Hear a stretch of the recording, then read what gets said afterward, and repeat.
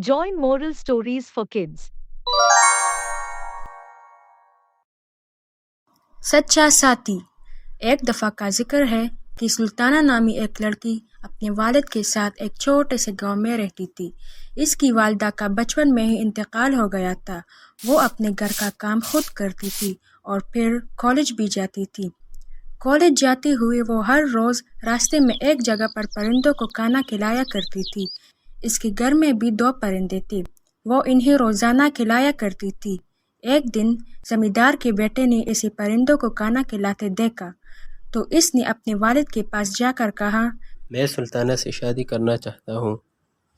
जमींदार ने सुल्ताना के वालिद से बात की और अपने बेटे की शादी सुल्ताना से करवा दी।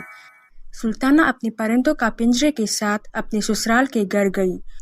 सुल्ताना की सास को ये बात बिल्कुल पसंद नहीं थी। वो इन परिंदों को तंग करती थी और इनके दाने ज़मीन में फेंक देती थी। एक दिन सुल्ताना की सास ने परिंदों का पिंजरा ज़मीन पर फेंक दिया। सुल्ताना ने इसे ये करते देख लिया।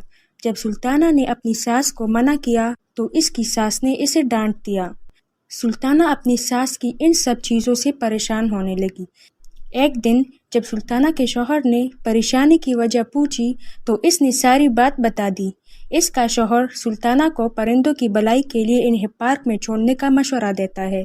अपने शौहर के कहने पर सुल्ताना ने बाकी परिंदों के साथ दोनों परिंदों को भी पार्क में छोड़ दिया। वो कभी कभी खाना देने पार्क में जाती थी।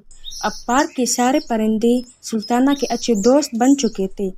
परिंदों ने भी अब सुल्ताना के घर आना शुरू कर दिया। जब सुल्ताना की सास को ये पता चला तो वो नाराज़ हो जाती है। एक दिन वो सुल्ताना को अपने साथ डॉक्टर के पास लेकर जा रही थी कि रास्ते में कुछ चोरों ने सुल्ताना की सास के जेवरात चोरी करने की कोशिश की।